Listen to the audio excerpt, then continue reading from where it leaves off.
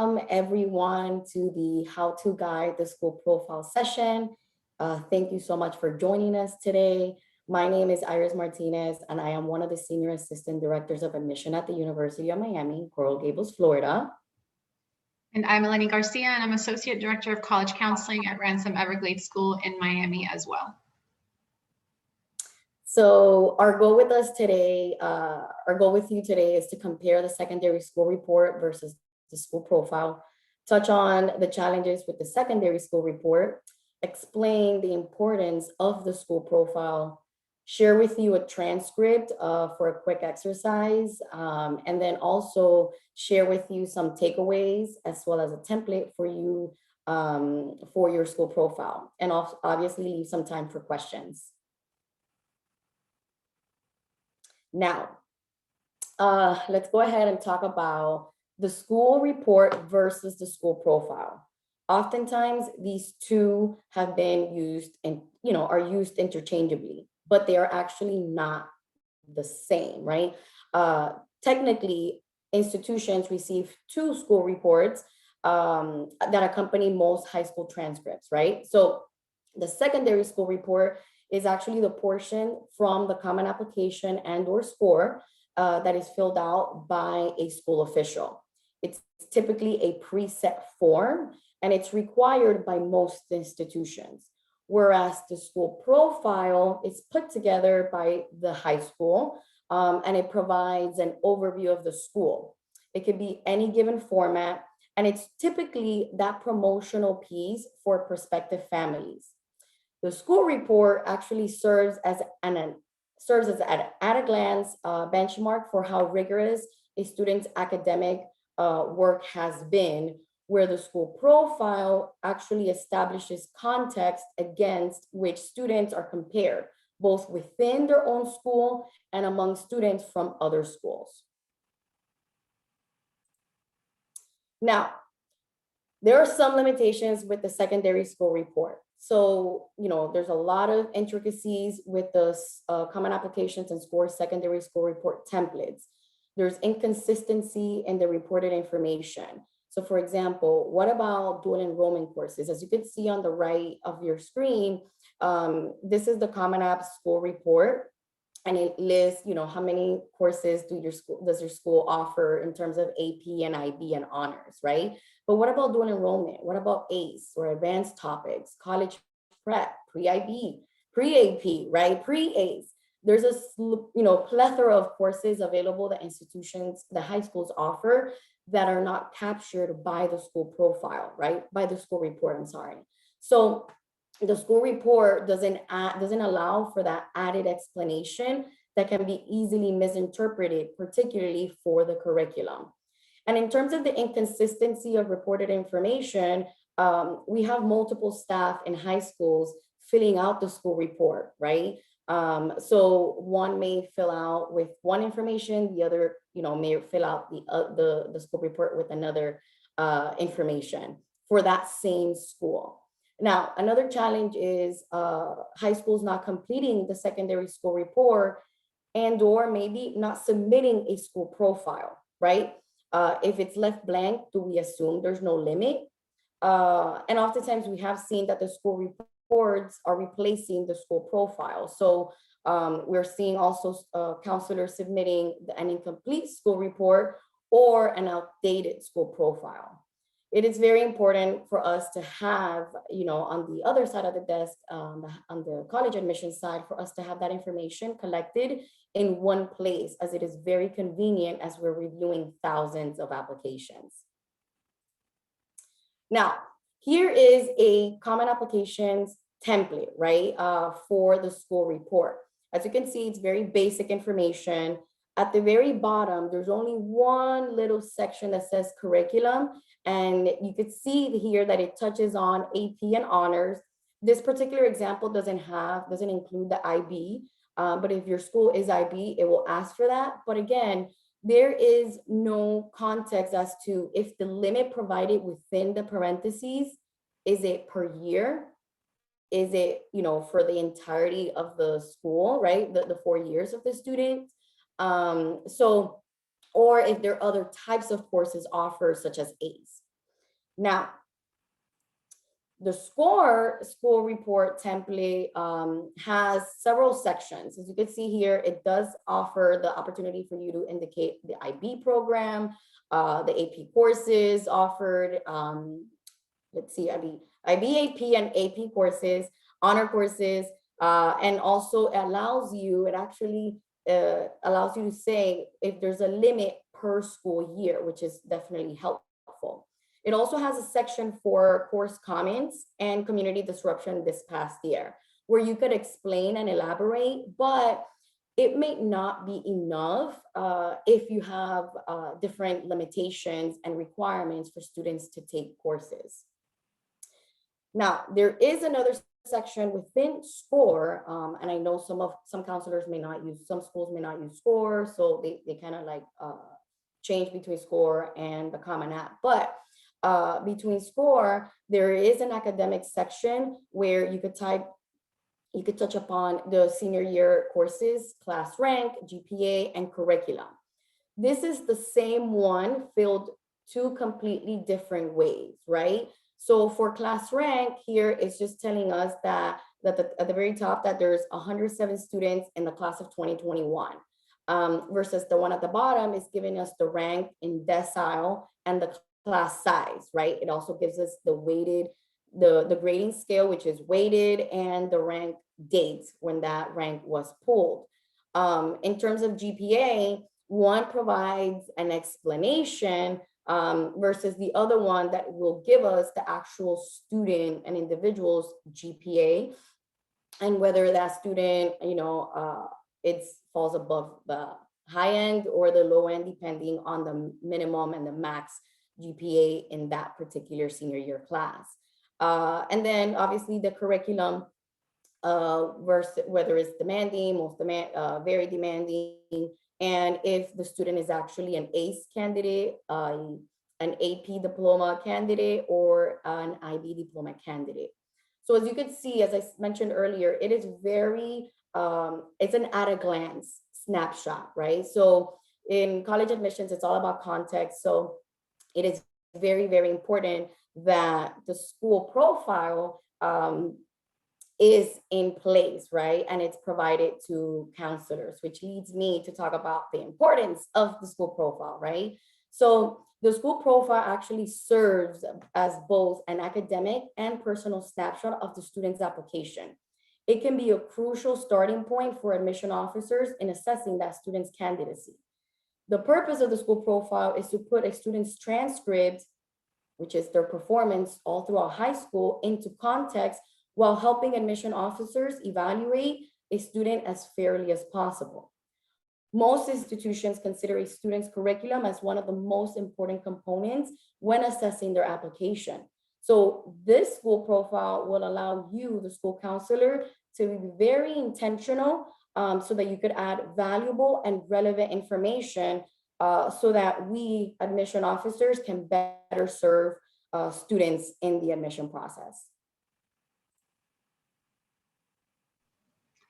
And so we originally thought this presentation was going to be interactive. So we had prepared an exercise for everyone to kind of go through a sample transcript where if you're looking at it with fresh eyes, you've never seen it before, it's not part of your school community, I think it's easier sometimes to kind of catch what you would want to highlight in your school profile.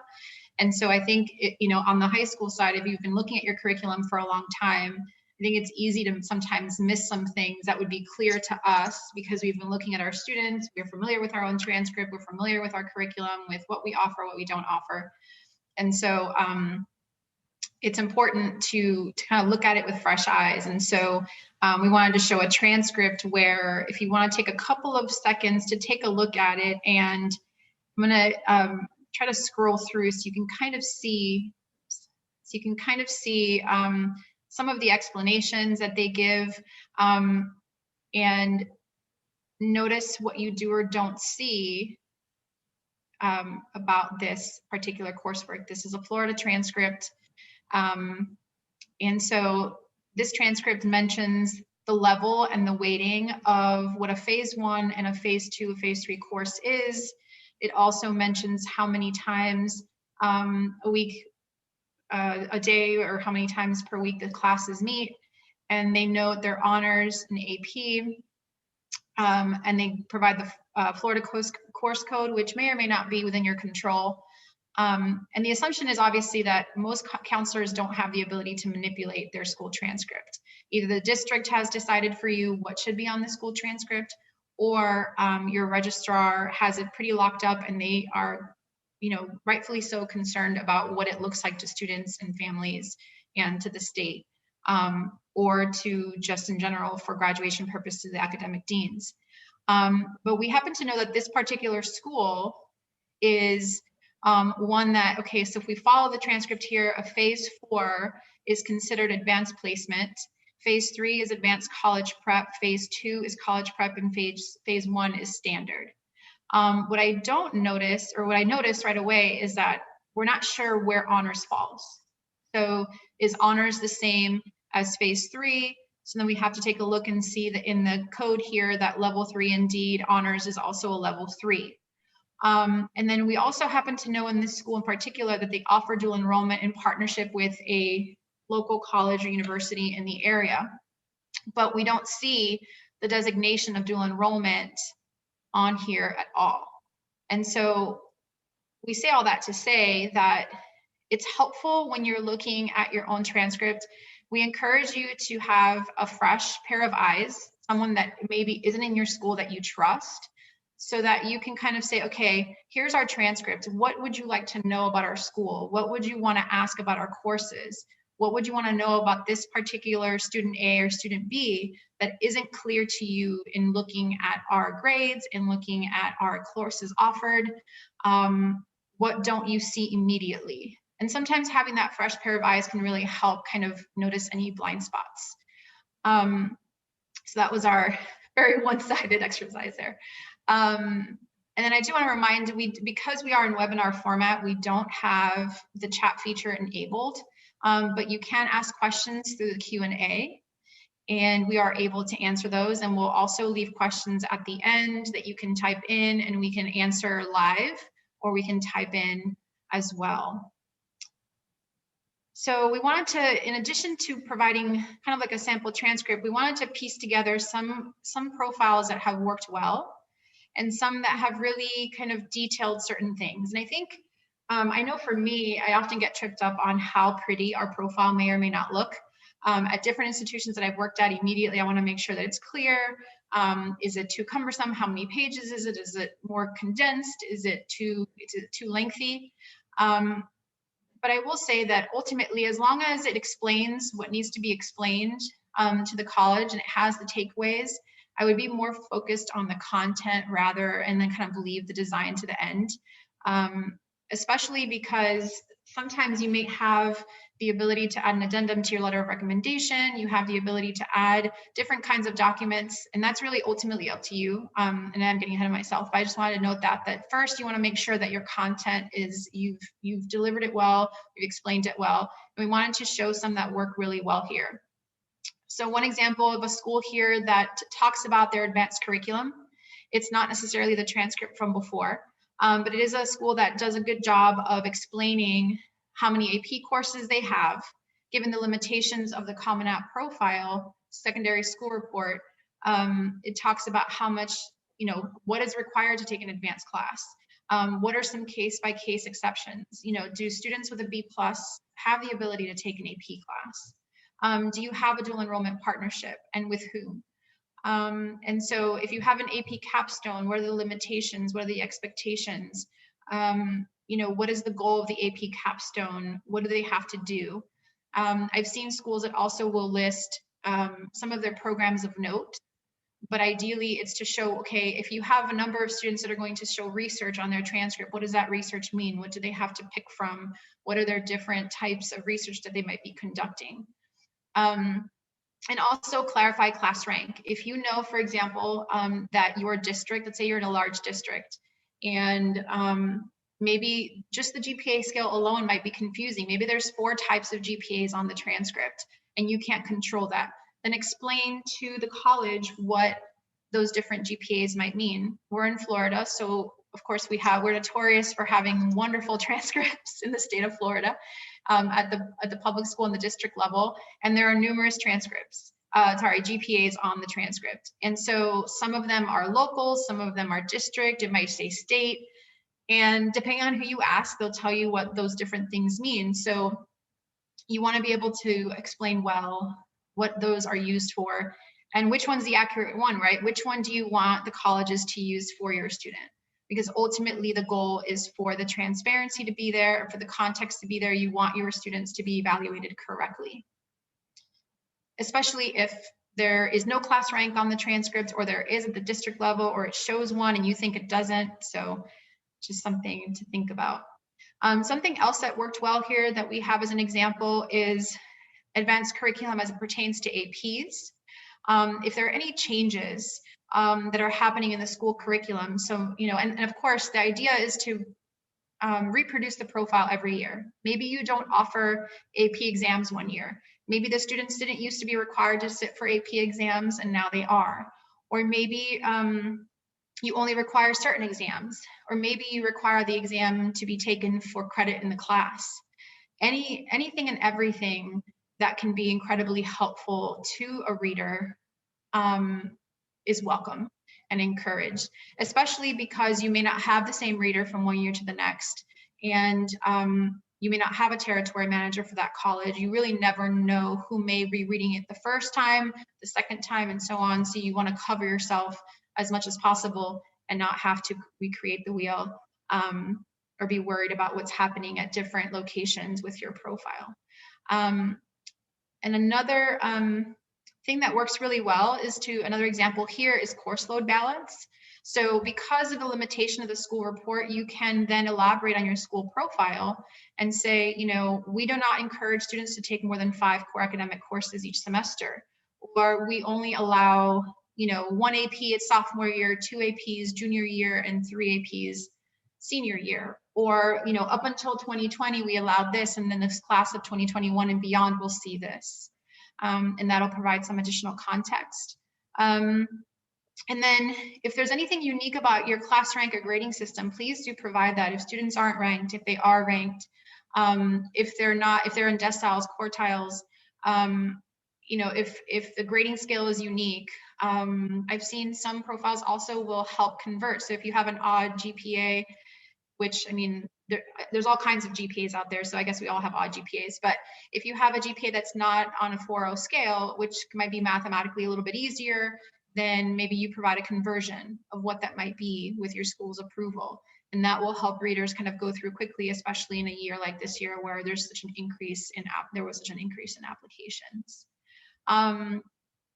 So just things that work really well. And as you can see, it's pretty straightforward. It's plain. There's small paragraphs that help detail what the student experience is at your school. Additionally, it's incredibly helpful to include your upper school course offerings and just kind of indicate what's being offered, what's not, the sequence. What is your highest level of math? What is your highest level of English? What is your highest level of, you know, science? And so you may not necessarily have to list everything that you offer in a department, especially if you're limited on space. But you can at least kind of list the sequence, right? So what's the most rigorous option in this category? What's the most rigorous option in this category? What is required? If you have a special program catering to career and technical education where students are required to pick a pathway, if you have academies, you know, if students have to pick three academic courses, maybe 2 electives every year, you want to make sure that that's clear as well. Because again, you cannot assume that the reader knows your school so intimately, especially as things change. And if you're in a large district, let's say you're in Miami-Dade County or you're in Fulton County, in Atlanta, you know, you're in different large districts. I know sometimes we tend to think, okay, well, we all know that we need 24 credits to graduate. Everyone knows you need 4 years of math. So of course we offer 4 years of math. But again, you don't know who's reading necessarily. And so having those course offerings and what those highest levels are or how you weight them even is super helpful. Here's another example of school offerings. So this one's just as helpful. It tells you what kind of the progression for music, what their academy offerings are, what dance courses they offer, and then their computer courses, their social studies. So what's interesting about this one in particular is that in social studies, it would appear that they only offer AP classes. So that's helpful to know. It's also helpful to know that they offer ACE in science, but not in social studies and pre-ACE. And then all of their networking courses are in honors. So if you have a college that is weighting their GPA or recalculating the GPA with honors and AP, it's helpful to designate the level of the courses, whether you would like to use a legend or whether you would like the titles to be explicit. Just make sure that whatever you choose to list matches the course names on your transcript. Because sometimes you have a little bit more space on the profile than you do on the transcript, but if it matches, then it's easier to kind of reference, go from the profile to the transcript without too much confusion.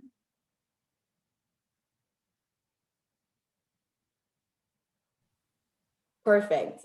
Thanks so much, Aleny. Now, here's some quick tips in terms of making that school profile, helpful for admission counselors. So as Aleny mentioned, we want to make sure that we're including any academic restrictions, whether it's limits and total number of advanced level courses a student may be able to take, starting sophomore year, junior year.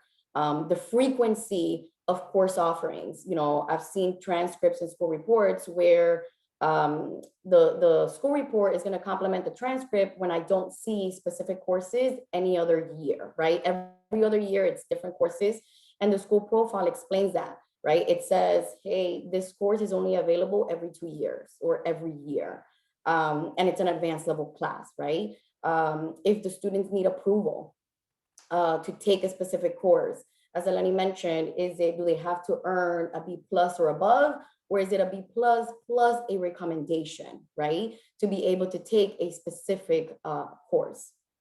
Also, it should be different than the school profile given to prospective students. As I mentioned earlier, that school profile that high schools generally have is tailored to prospective students for that particular high school, right? For recruiting purposes. But the school profile that admission officers are looking for is one that provides a lot of detail, a lot of context. So we don't necessarily need to know how many students were admitted to X university, right? That is not providing context as to the curriculum and the course offerings for that particular school, for that student.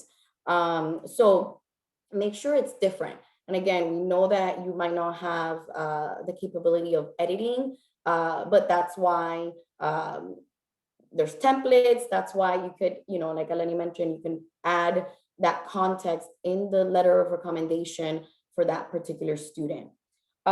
It's also helpful if you include a link to your school's course bulletin for further information.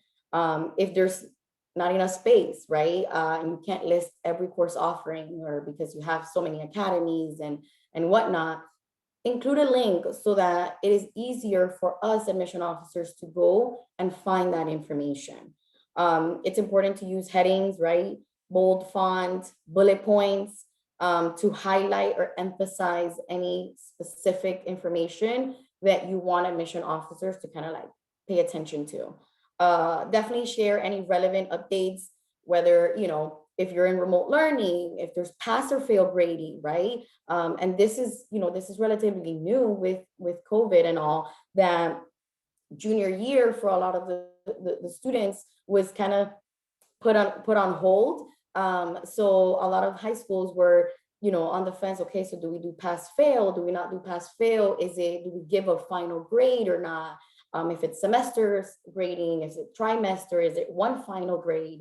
So providing all that context is definitely helpful.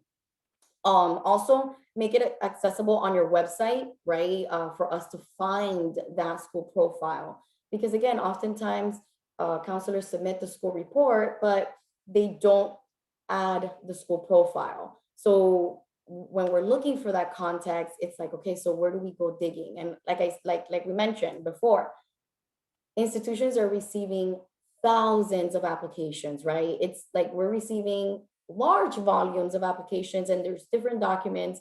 And oftentimes a lot of individuals are reading the different parts of your application. And, so you want to make sure that you provide the schools with that context. And, and if you don't provide the school profile to us, make it accessible on your school website or on NACAC's page, right? And we'll talk about that in just a minute, how they have a resource page where they are sample school profiles. Now, it doesn't have to be fancy or long. As my colleague Aleny mentioned, don't worry about the format and, the colors and, the logo and this super pretty. You want to make sure that it's content, right? It's that quality over quantity, in the sense that we want to see that information and it's going to help the students. And it's going to provide that context for your applicants within your particular school and on a larger scale. All right. The school profile should complement the transcript, and the transcript should complement the school profile. If you don't have that opportunity to edit the transcript and you're using certain codes and you know that your transcript uses certain codes, explain those codes on the school profile. I've seen oftentimes where students are taking dual enrollment classes or any particular like academy course, and on the transcript it says, let's say, HWL SCI. So is it science? Is it social studies? But then if I look at the school profile, it will say HWL SCI, that is social studies X, right? So they should be able to complement each other, and remember to make those yearly updates for that accurate and relevant information. Now, Iris, really quickly, there's a question here that says, do you recommend listing universities that your graduating class was admitted to, or would you want it to be left off altogether? it is not, in my personal opinion, I don't think that is necessary to have, because it is not providing context to that particular student, right? That is past information. And we often see on the school profile, on the secondary school report for Common App and SCORE, at the very top, at the very beginning, it will ask, what is the percentage of your students that graduate and go on to 4-year institutions or 2-year institutions? So if you fill that out, that already provides kind of like that snapshot and context in terms of your particular school. But I would probably leave that information altogether, as it is not providing additional, it's not really helping your current student, right? Or your current class. Great question. Let's see here. We have, now for the takeaways here that we want to share. If you don't have a template, right, we will be sharing this presentation with you all as a starting point, right? It's a Google Doc, it's on Google Doc, Google Drive, where you have kind of like that skeleton to get started. Really focusing and highlighting that curriculum description and special features, simply because this is one of the most important components when assessing a student's admission, right, and candidacy.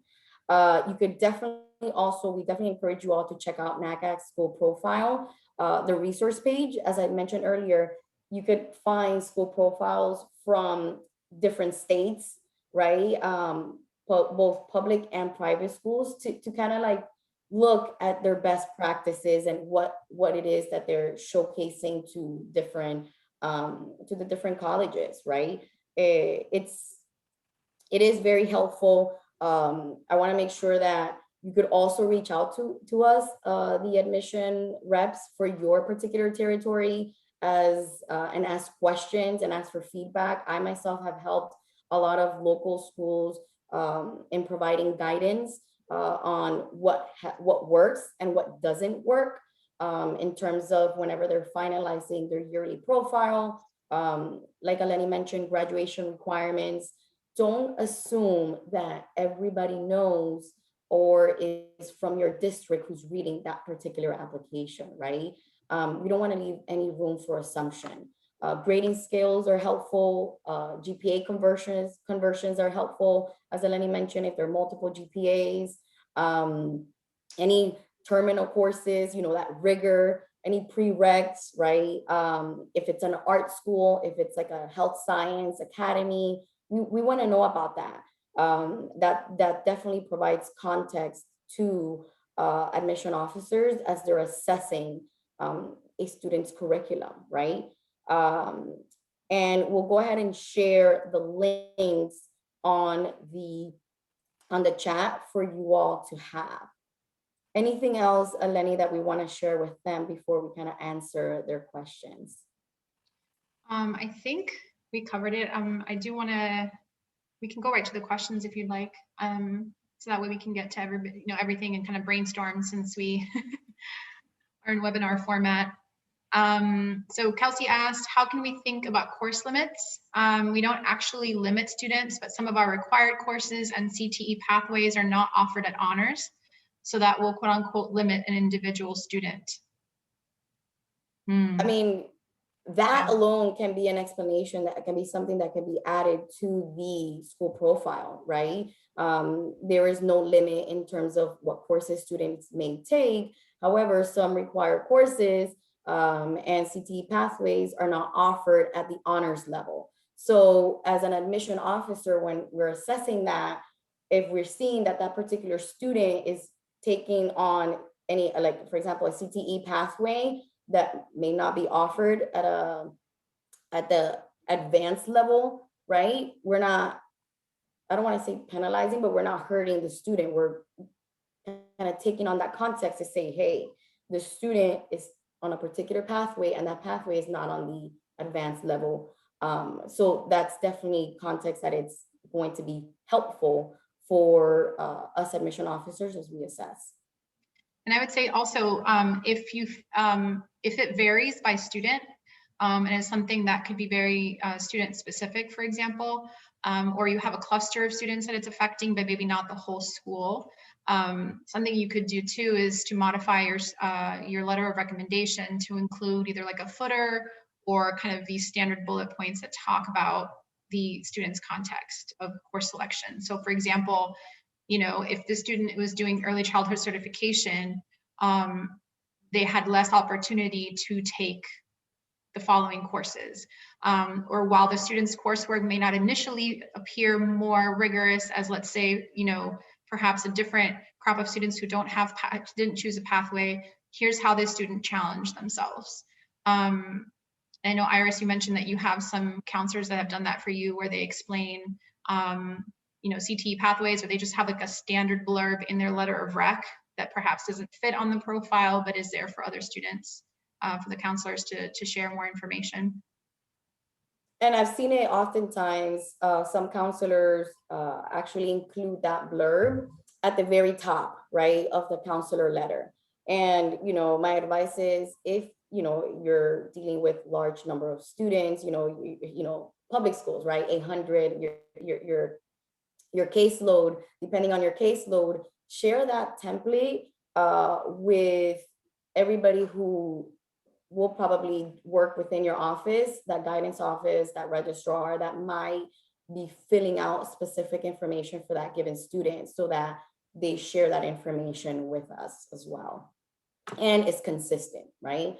So if you all work together to just kind of like establish one set standard form of, hey, these are the courses that students are allowed to take, these are the limitations, and if you're not able to kind of like add the addendum, share it with everybody, so when they're filling out the secondary school report, it's included there some way, somehow, or within the letters of recommendation for the students.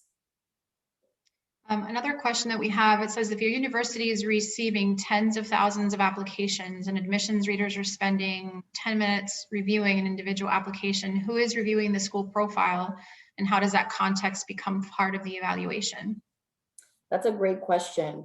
Again, every institution varies in terms of how they read. I can share with you the majority of institutions have higher external readers.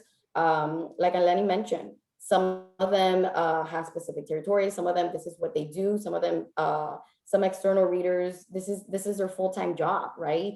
And they read for multiple schools, multiple territories. And there's a lot of training that goes into readers, and obviously within and amongst an admission office. So it definitely varies, but institutions read, when they're assessing a transcript, they have to assess that transcript with the school profile, right? And or also that secondary school report, because oftentimes you'll be surprised the type of transcripts and all the different transcripts that we receive. Some of them might just have the grade 9, and it might have, you know, the course name and the final grade, and then that's it. No designation whatsoever in terms of level, advanced level coursework. So how do you assess that? And then that's when the school report comes into play, the secondary school report and the school profile come into play. But because of the limitations and intricacies, that's why the school report is very important. So you want to make sure that you add that. And every reader or every person and within the committee that's assessing that particular file is reading that in conjunction, because it is every piece that's going to kind of make that full puzzle and paint that picture. That's why it's very important. And my recommendation is for high schools to have all that information in one place, right? Like I said earlier, the secondary school report is just a snapshot, right?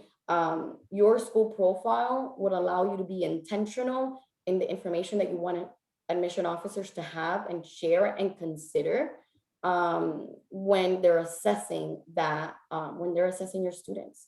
So if it's in one place, amazing, right? Because again, we are assessing lots and lots of applications.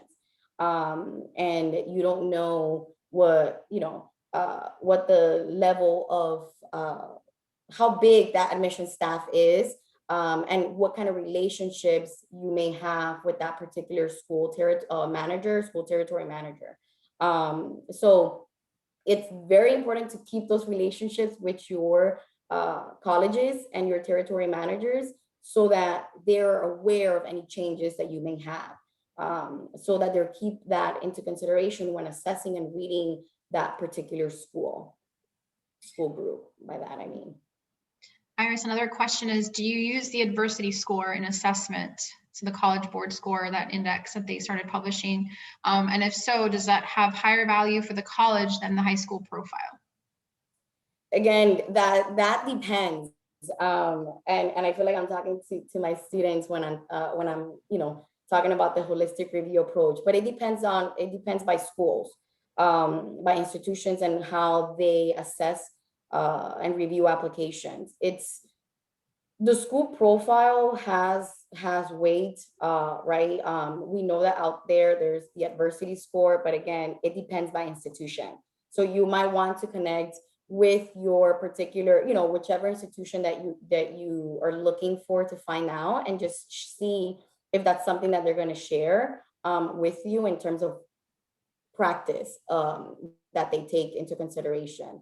I could share that the school profile amongst my colleagues that I've connected with in the higher education world, the school profile does have a lot of weight, and it's something that does paint a picture for the students, which is why it's very important. So we have another question here. Do you actually want contact information for counselors or registrar on the profile? How helpful are AP score breakdowns by class? Oh, I love this. I love this question. So in terms of contact information for counselors, I say yes. And the reason why, it's because I, for example, have I oversee my territory, let's say Miami-Dade County. I've had Miami-Dade County for almost 6+ years. So I have my relationships with my counselors that I know I could pick up the phone and call them, and I know how to contact them, right? I know if I need to contact one over the phone or if I need to contact one over email. So, but remember, there's different institutions have different territory managers, and they may shift every year. So you want to make sure that that territory manager has a way to contact you, right? Now, in terms of the AP score breakdown, that is not helpful. And that's the same way I think, and I view the college acceptances, right? That doesn't provide necessarily any context. And if you look out there, a lot of institutions don't require AP scores for, that's not part of the admission process. AP scores are technically for schools and for students who want to earn college credit. But those are not part of the admission process. Now, there's a handful, and I could say a handful with confidence that of schools that actually require AP scores for certain programs that the students are applying into, but that's on an individual basis. That's the exception, not the rule, if you know what I mean. So good question. Let's see here. Yeah, we have 2 more questions. We have 5 minutes left, so I want to make sure that we get to them, and I can answer this one. Would you recommend that secondary school counselors develop relationships with admissions with regional local colleges in the area? If so, what will be the biggest goal of these connections to keep in mind? I think for the purpose of being able to know are the right students applying to those colleges? How are they seeing your students? How are they reviewing your students? And it all helps inform, even just at times I've had close relationships with colleagues at the higher ed side that will help us, talk over and review our curriculum. Does our curriculum make sense? So really, it's a wealth of information, and kind of there's no really one goal per se of having those connections, but I would say for them to know your school as much as possible, to know your students as much as possible, and like Iris had mentioned, to be able to pick up the phone and call you if there's something isn't clear, and to be able to see kind of have anything clarified, have anything made kind of made clear. I keep saying clarified, but essentially just to be able to have those relationships, to know who your people are, so to make sure that they understand what's happening at your school as much as possible, and to be able to contact them if you have questions for them, if they have questions for you, and keeping those lines of communication open. A couple of questions about the profile. What about including colleges where former students of your high school attend? Do you like to see that on the profile? Are there any other things that you commonly see that are not actually useful for readers? And how long is too long? So those are 3 in 1. Okay, perfect. So I wouldn't necessarily include the colleges where former students of your high school attend, as that does not provide context to your current students, right, that are currently applying. And in terms of how long is too long for a school profile, there's no how long, because it depends on every school and what you offer and what you deem is important. Do you have different academies, and do you have what are some of the limitations, right? The average page and page wise that I've seen have been between 2 and 4 pages of information given in a school profile. But I wouldn't definitely include how many students were, all the colleges that the students were admitted into. I wouldn't include SAT or ACT ranges. That's not necessarily helpful. I wouldn't include AP, kind of grading and ranking, and how many AP exams your school offers a given year, and how many were national merit scholars, right, recipients. That's information that's not necessarily helpful. The school profile, again, it's there to ask yourself this question: will it complement the high school transcript, right? And in what way? And if you really think about the high school transcript is providing the student's grade, like academic performance on a given subject and coursework. So why did that student take that particular course sequence, right? And subjects, in terms of levels and the type of courses that they took, that is going to be answered by the school profile. So again, the template that we're going to share with you all has kind of like the curriculum description and any special features. Like I said, limits, frequency of course offerings, prerequisites, any approvals, etc. And then we might run out of time here, but one last question. Does the AP pass rate, average scores, national merit not help give context for the caliber of the school? It does, but at the same time, we also remember that we also have the percentage of students that are admitted to 4-year and 2-year institutions, right? And that's information that it varies by every year, right? You might have, that might shift, the percentage of students that pass, that might shift every year. So that's not something that in my experience I've seen colleagues take into consideration when providing that context of the school. Great. Well, thank you guys so much for being here with us. Please feel free to reach out to us with any additional questions that may pop up. And we really appreciate you. We hope this was helpful. Again, the link in the chat shows the Google Drive that has the presentation from today and a kind of a starting point and jumping point for templates. And the presentation, one of the last slides, does also link you to NACAC's resources of schools and what their profiles look like. And as always, you know, if anything, just, you know, feel free to ask someone that you trust if you're not sure if your school profile is sharing enough information.